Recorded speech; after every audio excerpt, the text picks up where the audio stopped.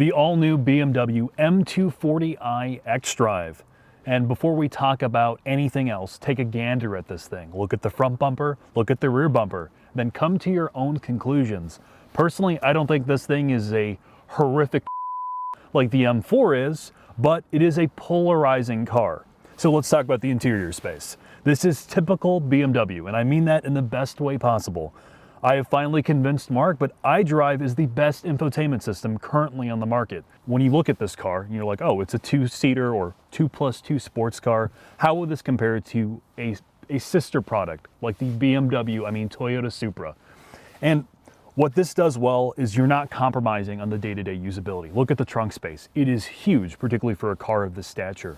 You do have rear seats, and yes, you're not going to put full-size adults back there unless you don't like them, but you could put smaller children or pets. The front seats in this car are very comfortable, and versus a Supra, you have great visibility. There's a lot of front glass. The side glass is good. The actual window slits themselves don't make it feel like you're in a pillbox.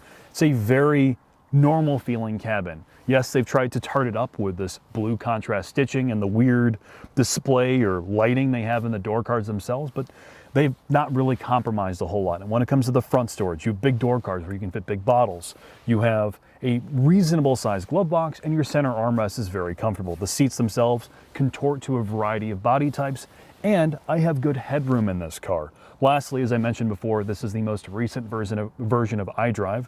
It's iDrive 7, and you have a built-in dash cam if you pay for it. The menu structure is very logical, and you have a redundant set of physical controls for nearly everything. But with that, I think it's time for us to put this thing up on the lift and head into the shop.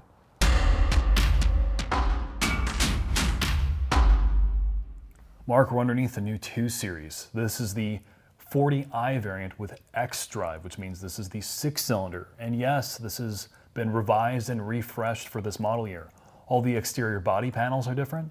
You now have an aluminum front hood and front fenders. It is a wider car than it used to be. The track has increased both lengthwise, it is a longer wheelbase car, and the physical track of the vehicle has increased as well. So it's a wider vehicle. They've widened it to make it more like the Scion TC from the back. So it's definitely got that performance going for it. And this is a North American market car. Don't forget about that. What do you mean by it being a North American market car? It means it's made in Mexico. Oof, when I think BMW, I think Mexican made. But there is some serious performance behind all these changes, though. Yes, this car hauls some serious ass. BMW claims 4.1, but independent testing says 0 to 60 in like 3.65 seconds. And that was not our testing because we're on snow tires right now, Jack, to get it through the winter, which is also one of the huge pros because this car is equipped with what?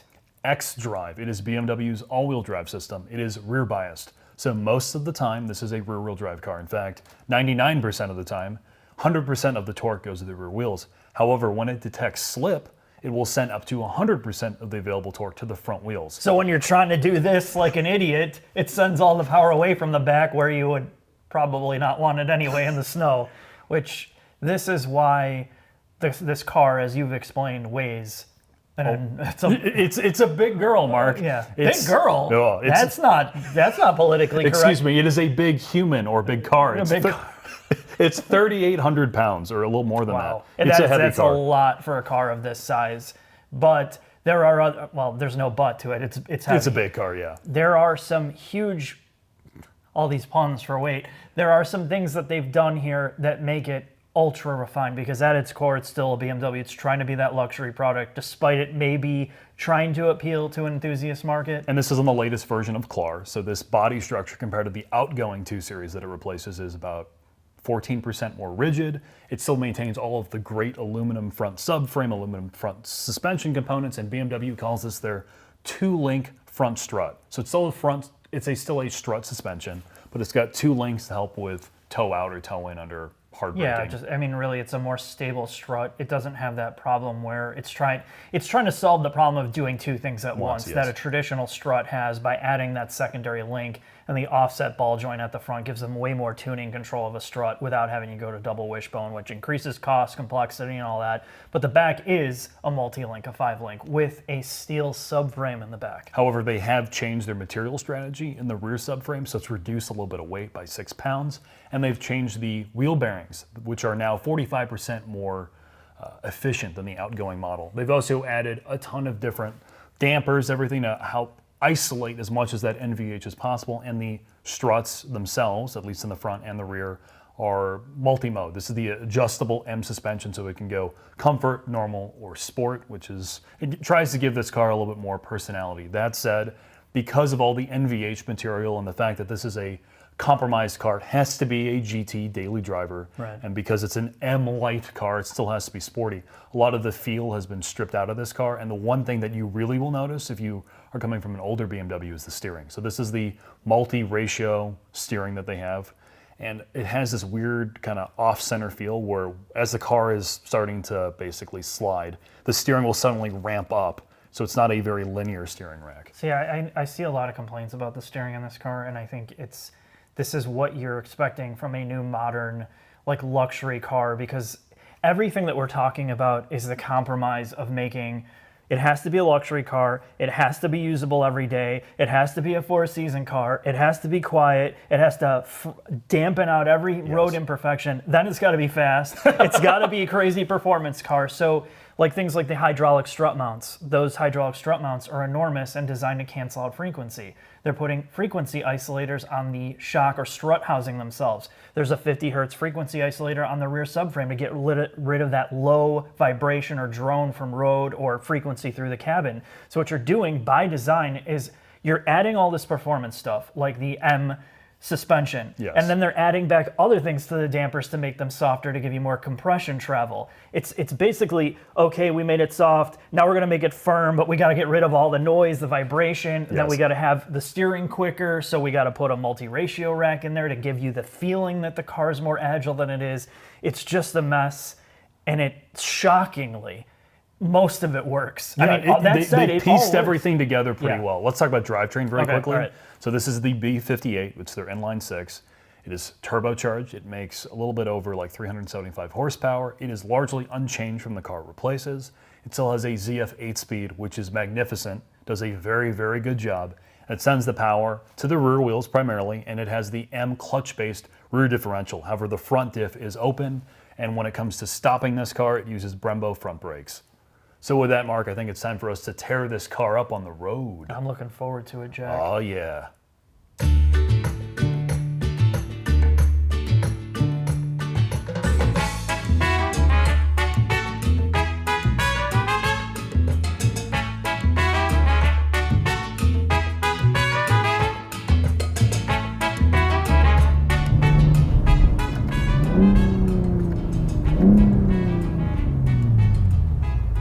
For some M, Mark?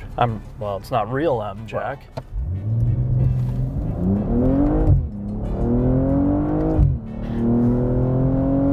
Feels like real M. Yes, this thing goes very quickly. Yeah, when I drove this, I was so surprised at how capable it was even on snow tires. I mean, there's never a problem with traction, grip.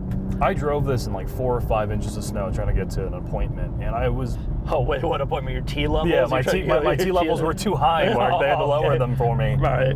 But this is unbelievably impressive in bad weather, and I think that's one of the things that I'm most struck by is, yes, the all-wheel drive system and the general inputs, at least in my opinion, the steering does not feel particularly natural. Like when you go into a corner, there's no feeling at all, but the steering will like ramp up, the turn-in will speed up for what feels like no reason. Yeah. But you know, if that's the price to pay with this all-wheel drive system, I guess I can live with it. I don't know. You know, it's something we talked about in the shop. This is a counterintuitive car because they're trying to do so many things that hurt performance. Yes.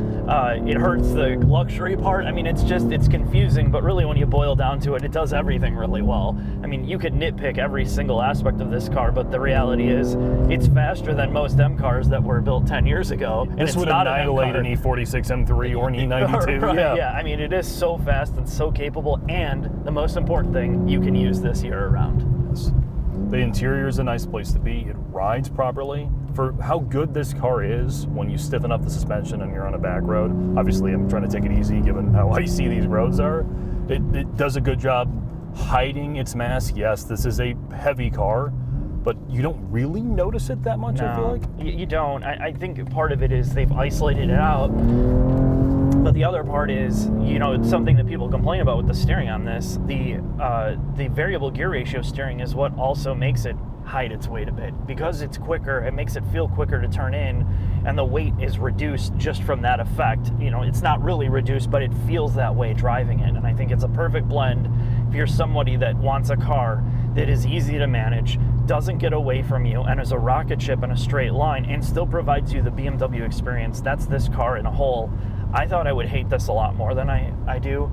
I don't like it. Like if they were saying this was a sports car, I'd be like, this sucks. Yes. But it's not a sports car. No, it's not. A great daily driver, and the fact that it has such a high limit in performance is what has sold me on it more than most BMWs. The drivetrain in this car, and the fact that there aren't many vehicles that are this size anymore, that are both usable, and when I mean usable, good interior space, rides properly, and also go this quickly. The drivetrain is what sells it to me. The B58 with the all-wheel drive system and the ZF 8-speed are unbelievably impressive. Look, I'm going to come to a stop again. Use some launch control.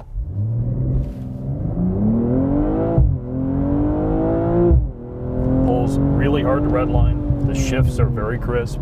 This is the best in the industry. Yes. Like, you know, obviously we could joke around about the BMW stuff and what it is and what it's not, but, you know, you see what, like, I just got out of that G80 Sport. Yes. The biggest problem with the G80 Sport wasn't, like, the interior and, like, the refinement. They don't have the drivetrain expertise that BMW has, and this has been refined and refined, much like some of their electronics and all that. That's what makes this special. The chassis is well sorted out. This rides good for a BMW. I mean, what is there to complain about here, Jack, besides maybe price? I think it lacks some of the specialness that people are used to. But again, that's the modern era. Cars are far less connected than they used to be. My question for you, Mark, is would you buy this or a Supra? Seeing that they are almost identically priced, and you can also get this with, you know, a trans and oil cooler. It is an option for this car. What would you in here? You cannot. But as of today, you can't get a Supra with a 6-cylinder with a manual either. What would you buy?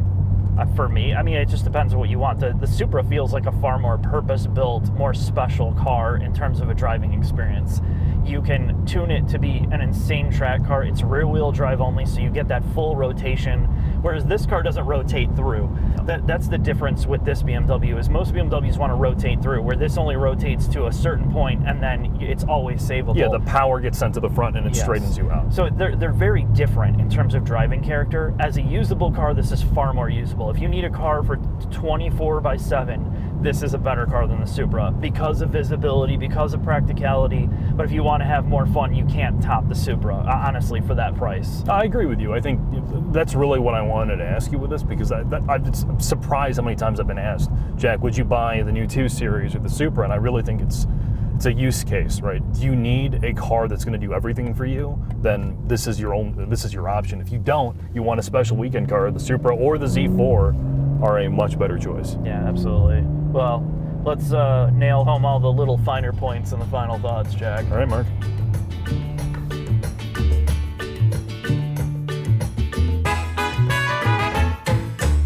Final thoughts on the M240i xDrive. This car represents the very best and the worst traits of modern BMW. It is terrifically competent. It can do everything well. It is extraordinarily fast in a straight line. It returns a reasonable fuel economy. It rides well, and the all-wheel drive system is downright comically capable in bad weather. It has a great interior space. BMW does cabins pretty much better than anyone else at this point, and iDrive is bar none the best infotainment system on the current market.